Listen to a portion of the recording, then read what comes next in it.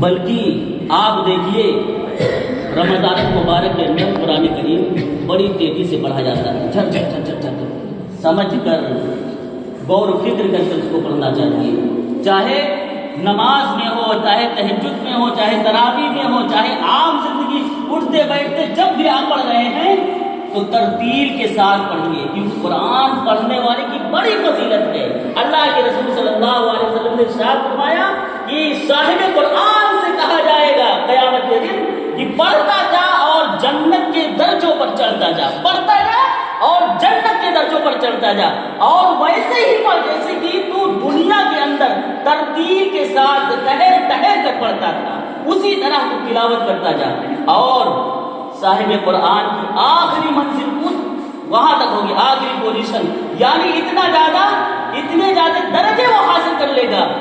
کتنی آیتیں ہیں قرآن کے اندر؟ 6666 تقریباً اتنی آیتیں ہیں، گویا کہ 6600 آیت پڑھنے کے بعد اتنے زیادہ درجے پڑھنے کے بعد ترتیب کے ساتھ ٹھہر ٹھہر کر پڑھتا ہوا جب پہنچے گا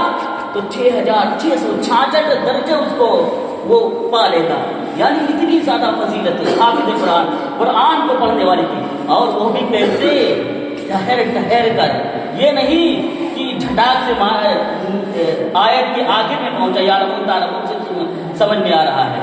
نہیں، ایسے نہیں، بلکہ ٹھہر ٹھہر کر قرآن کریم کو پڑھنا چاہیے، چاہے آپ اکیلے پڑھ رہے ہوں، نماز میں پڑھ رہے ہوں، سنتوں میں پڑھ رہے ہوں، نوافل میں پڑھ رہے ہوں، ٹھہر ٹھہر کر پڑھنا چاہیے۔ اگر آپ قرآن کے حقوق نہیں ادا کر رہے ہیں، آپ اگر قرآن کریم پڑھے ہوئے ہیں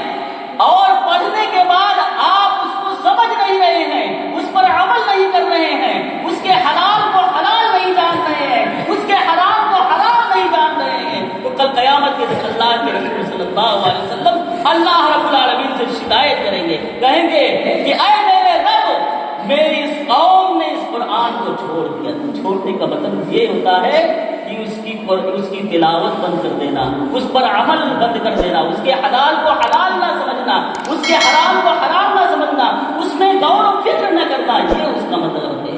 تو اس